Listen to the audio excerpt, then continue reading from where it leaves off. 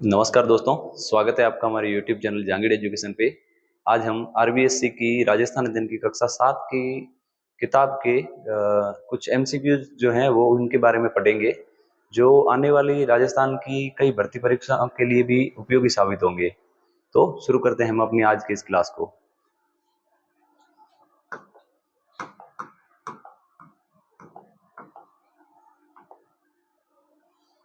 आज का हमारा पहला प्रश्न है, शासक जो 6 भाषाओं का ज्ञाता था। शासक जो 6 भाषाओं का ज्ञाता था। महाराणा कुंभा, पृथ्वीराज चौहान, महाराणा राय सिंह या महाराणा राज सिंह। तो हमारा सही ऑप्शन हो जाएगा बी, पृथ्वीराज चौहान। अगला प्रश्न है, पृथ्वीराज चौहान के दरबारी विद्वान थे विद्यापति गौड़, वागीश्वर, जयानक, विश्वरूप। ये सभी ही पृथ्वीराज चौहान के दरबारी विद्वान थे। तो सारे ही हमारे जो विकल्प है वो सही है। अगला प्रश्न है, पृथ्वीराज चौहान का दरबारी विद्वान नहीं था इनमें से जो जनार्दन, चंद्रवरदाई, पृथ्वी भट्ट, ये तीनों ही दरबारी विद्वान थे। द ऑप्शन जो हमारा सोमेश्वर, जो पृथ्वीराज चौहान के दरबारी विद्वान नहीं थे। अगला प्रश्न है, पृथ्वीराज चौहान के संबंध में सत्य कथन बताना है। पिता सोमेश्वर, ये सही है। माता कर्पूर देवी, ये भी सही है। माता ने संरक्षिका का काम भी किया था, ये भी सही है। और इनका शासनकाल जो है वो 25 वर्ष, ये गलत है। शासनकाल पृथ्वीराज चौहान का 77 से 92 तक 15 वर्ष का था, 25 वर्ष का नहीं था। अगला प्रश्न है, किस शासक के व्यक्तित्व में कटार, कलम और कला की त्रिवेणी थी? तो ये हमारा सही उत्तर हो जाएगा महाराणा कुंभा, ऑप्शन ब। अगला प्रश्न है, महाराणा कुंभा ने कौन से ग्रंथों की टीका लिखी थी? महाराणा कुंभा ने कौन से ग्रंथों की टीका लिखी थी? संगीत राज, संगीत मीमांसा, संगीत राज, सूड प्रबंध, गीत गोविंद, चंडी शतक, सूड प्रबंध, रसिक प्रिया। तो हमारा सही उत्तर हो जाएगा गीत गोविंद और चंडी शतक, ऑप्शन स हमारा सही हो जाएगा। अगला प्रश्न है, महाराणा कुंभा ने रसिक प्रिया रचना लिखी थी जो किस ग्रंथ पर आधारित थी? तो ये रसिक प्रिया जो है वो किस ग्रंथ पर आधारित थी? तो इसमें हमारा जो सही उत्तर हो जाएगा वो ऑप्शन ब, गीत गोविंद पर ये आधारित थी। अगला हमारा प्रश्न है, कौन से ग्रंथ जो है वो महाराणा कुंभा द्वारा लिखित है? महाराणा कुंभा द्वारा लिखित ग्रंथ जो है वो कौन से हैं? संगीत राज बिल्कुल महाराणा कुंभा द्वारा लिखित है। संगीत मीमांसा भी महाराणा कुंभा द्वारा लिखित है। सूड प्रबंध भी महाराणा कुंभा द्वारा लिखित है। और रसिक प्रिया भी महाराणा कुंभा द्वारा लिखित है। ये चारों ही ग्रंथ जो महाराणा कुंभा द्वारा लिखे गए थे। अगला प्रश्न है, किस शासक का काल जो है वो सांस्कृतिक दृष्टि से मेवाड़ के इतिहास का स्वर्ण युग कहलाता है? मेवाड़ का स्वर्ण युग जो है वो किस शासक का काल जो है वो कहलाता है सांस्कृतिक दृष्टि से? महाराणा सांगा, कुंभा, राय सिंह द्वितीय या फिर महाराणा संग्राम सिंह। तो हमारा सही उत्तर हो जाएगा ऑप्शन ब, महाराणा कुंभा। अगला प्रश्न है, महाराणा कुंभा द्वारा निर्मित दुर्ग है, इनमें से कौन से दुर्ग जो है वो महाराणा कुंभा ने बनवाए थे? अचलगढ़ दुर्ग बनवाया था, बसंती दुर्ग भी बनवाया था, भोमड़ दुर्ग भी कुंभा ने बनवाया था, और मचान दुर्ग भी कुंभा ने बनाया था। ये चारों ही दुर्ग जो महाराणा कुंभा द्वारा बनवाए गए थे। अगला प्रश्न है, महाराणा सांगा के संबंध में सत्य कथन बताना है। महाराणा सांगा जो है वो रायमल के पुत्र थे, ये कथन एकदम सत्य है। इनके शासन काल में जो मेवाड़ जो है वो अपनी शक्ति के चरमोत्कर्ष पर था, ये बात भी सही है। सभी राजपूत राज्यों को संगठित करके एक छत्र के नीचे लाए थे, ये भी कथन सत्य है। दिल्ली, गुजरात एवं मालवा, दिल्ली, गुजरात और मालवा के आक्रमणों से राज्य की रक्षा की थी, ये कथन भी सही है। तो चारों ही कथन जो है वो महाराणा कुंभा के संबंध में सत्य है। अगला प्रश्न है, महाराणा कुंभा ने मेवाड़ के 84 दुर्गों में से कितने दुर्ग बनवाए थे? महाराणा कुंभा ने मेवाड़ के जो 84 दुर्ग हैं कुल, उनमें से कितने जो है वो बनवाए थे? तो महाराणा कुंभा ने 84 में से 32 दुर्ग बनवाए थे, ऑप्शन सी हमारा सही हो जाएगा। अगला प्रश्न है, महाराणा कुंभा की राजनीतिक उपलब्धियों में शामिल है, महाराणा कुंभा की राजनीतिक जो उपलब्धियां हैं उनमें से क्या, कौन सा इनमें से शामिल है? बूंदी की विजय बिल्कुल शामिल है, गागरोन विजय भी शामिल है, सिरोही विजय भी शामिल है, अज विजय जो है ये महाराणा कुंभा की राजनीतिक उपलब्धियों में शामिल नहीं है। अगला प्रश्न है, महाराणा सांगा के संबंध में सत्य कथन बताना है। महाराणा सांगा रायमल के पुत्र थे, सही है। इनके शासन काल में मेवाड़ जो है वो अपनी शक्ति के चरमोत्कर्ष पर था। सभी राजपूत राजाओं को संगठित करके एक छत्र के नीचे लाए, दिल्ली, गुजरात, मालवा के आक्रमणों से राज्य की रक्षा की। चारों ही कथन जो है महाराणा सांगा के संबंध में सत्य है। अगला प्रश्न है मारवाड़ के इतिहास में किसका शासनकाल जो है वो शौर्य युग कहलाता है? मारवाड़ के इतिहास में तो मारवाड़ के इतिहास में राव मालदेव जो है उनका शासनकाल जो है वो शौर्य युग के रूप में जाना जाता है।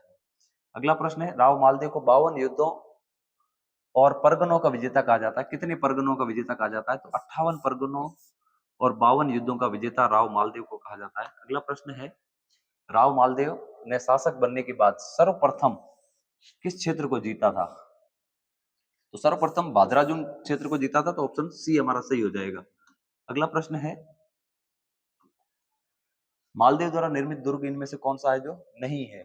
सोजत दुर्ग मालदेव ने बनाया था, पोखरण दुर्ग भी मालदेव ने बनवाया था, मालकोट दुर्ग जो मेड़ता में वो भी मालदेव ने बनवाया था, मचान दुर्ग जो है वो मालदेव ने नहीं बनाया था। तो ये ऑप्शन जो हमारा गलत हो जाएगा। अगला प्रश्न है मालदेव द्वारा विजित क्षेत्र थे इनमें से कौन कौन से क्षेत्र थे जो मालदेव ने जीते थे? नागौर जीता था, भादराजून भी जीता था, मेड़ता भी जीता था, सिवाना भी जीता था और बीकानेर भी जीता। तो पांचों ही जो है वो मालदेव द्वारा विजित क्षेत्र ही है। अगला प्रश्न है मालदेव को इतिहासकारों ने मालदेव को इतिहासकारों ने हसमत वाला यानी कि ताकतवर राजा जो है वो कहा था। किन इतिहासकारों ने कहा था? तो ये फारसी इतिहासकारों ने कहा था। ऑप्शन ए हमारा सही हो जाएगा। अगला प्रश्न है महाराणा प्रताप के संबंध में सत्य कथन बताना है। इनका जो जन्म है वो 9 मई 1540 को कुंभलगढ़ दुर्ग में हुआ था। बिल्कुल सही कथन है। पिता का नाम उदय सिंह और माता जयवंता बाई थी। ये कथन भी सही है। राज्याभिषेक इनका 28 फरवरी 1572 को हुआ था। ये भी सही है। महाराणा प्रताप ने जो संकट काल में भी कृषि और वनों के विकास का प्रयास किया था, ये भी सही है। चारों ही कथन महाराणा प्रताप के संबंध में सही है। अगला है विश्व वल्लभ पुस्तक। विश्व वल्लभ पुस्तक जो है उसका लेखन किसने करवाया था? तो ये लेखन महाराणा प्रताप ने करवाया था। ऑप्शन सी हमारा सही हो जाएगा। अगला प्रश्न है ज्योतिष रत्नमाला इस ग्रंथ की रचना किसने की थी? ज्योतिष रत्नमाला ग्रंथ की रचना महाराणा राय सिंह ने की थी। ऑप्शन सी हमारा सही हो जाएगा। अगला प्रश्न महाराजा राय सिंह के संबंध में सत्य कथन बताना है। कल्याणमल के पुत्र थे। इन्होंने नागौर दरबार में अकबर की अधीनता स्वीकार कर ली थी। बिल्कुल सत्य कथन है। राय सिंह के संबंध में नागौर दरबार में इन्होंने अकबर की अधीनता स्वीकार कर ली थी। अपने रण कौशल से इन्होंने गुजरात, काबुल, कंधार और दक्षिण भारत में अभियानों को सफल बनाया था। ये कथन भी राय सिंह के संबंध में सत्य है। दानशीलता के कारण कलयुग का कर्ण कहा जाता है। ये इनके संबंध में सत्य नहीं है। जूनागढ़ दुर्ग का निर्माण करवाकर राय सिंह प्रशस्ति अंकित करवाई थी। ये कथन बिल्कुल सही है। जूनागढ़ दुर्ग का निर्माण करवाया था और राय प्रशस्ति इन्होंने अंकित करवाई थी। अगला प्रश्न है मिर्जा राजा जय सिंह ने कौन से मुगल बादशाहों के समय शासन किया था? मिर्जा राजा जय सिंह ने अकबर, जहांगीर, शाहजहां और औरंगजेब। तो शाहजहां के समय भी किया था, औरंगजेब के समय और जहांगीर तीनों के समय किया था। अकबर के समय इन्होंने शासन नहीं किया था। अगला प्रश्न है आमेर के राजा जय सिंह को मिर्जा की उपाधि जो है वो किसने दी थी? तो आमेर के राजा जय सिंह को मिर्जा की उपाधि शाहजहां ने दी थी। ऑप्शन सी हमारा सही हो जाएगा। अगला प्रश्न है मिर्जा राजा जय सिंह को मुगल बादशाह ने सर्वप्रथम अहमदनगर के मलिक अंबर के विरुद्ध अभियान पर भेजा था। मिर्जा राजा जय सिंह को किस मुगल बादशाह ने भेजा था? अकबर, जहांगीर, शाहजहां या औरंगजेब? तो जहांगीर जो है उसने उन्होंने भेजा था। अगला प्रश्न है औरंगजेब ने मिर्जा राजा जय सिंह को किस अभियान पर भेजा था? काबुल अभियान? नहीं। मलिक अंबर के विरुद्ध अहमदनगर अभियान? शिवाजी के विरुद्ध दक्षिण भारत का अभियान? ये बिल्कुल सही है। शिवाजी के विरुद्ध दक्षिण भारत के अभियान पर इनको भेजा था औरंगजेब ने। शाइस्ता खान के विरुद्ध कंधार अभियान? ये नहीं है। तो सी हमारा सही हो जाएगा। अगला प्रश्न है मिर्जा राजा जयसिंह के राज कवि बिहारी ने कब बिहारी सतसई की रचना की थी?